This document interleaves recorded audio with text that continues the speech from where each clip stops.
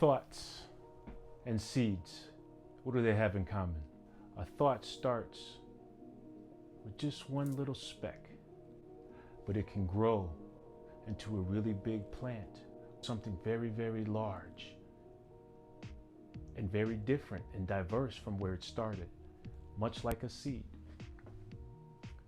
The faith and the belief, similar to a seed, that it starts off very small, but when it is fully grown, it becomes one of the largest trees with the plushest fruits. Birds of all kinds come to stay in its branches, and even these birds adorn this tree. But it started much like thoughts do. Little seed, so small. Now, what's interesting about a seed is a seed doesn't picture itself so small. In fact, the seed sees exactly what it will become, not what it is. When you think of yourself, what comes to mind? Is it what you become, or what do you want to be? This one thought difference, this slight shift of how we view ourselves will be all the difference between us attaining what we want, maybe not attaining anything worth mentioning at all. That small difference there. Did you know that if a seed decides to live forever, if the seed decides to live forever, it ultimately kills the plant that was supposed to grow? Isn't that interesting? At some point, the seed knows that it must yield over. It must give itself over to something greater than itself. Similar to the butterfly and the caterpillar. If the caterpillar lives forever, the butterfly dies because it never exists.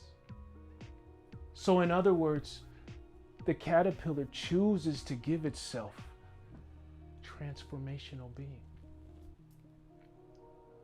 When you view yourself similar to a seed, view yourself on what you're becoming, not what I am now.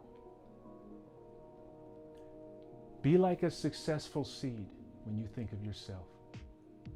Look at what you're going to become. Focus your attention on that. Do not focus on what you are today. The great big tree that you're to become. Give yourself over to what you're going to become. See yourself as the perfected, the completed tree. A greatness. When you look back and recall your life as that small seed, and you say, wow,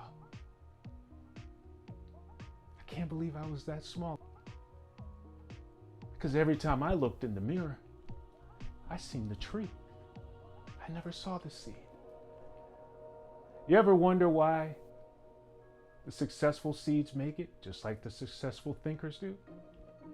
Because they didn't picture it any other way. They always seen themselves being who we see them to be. And that is the success.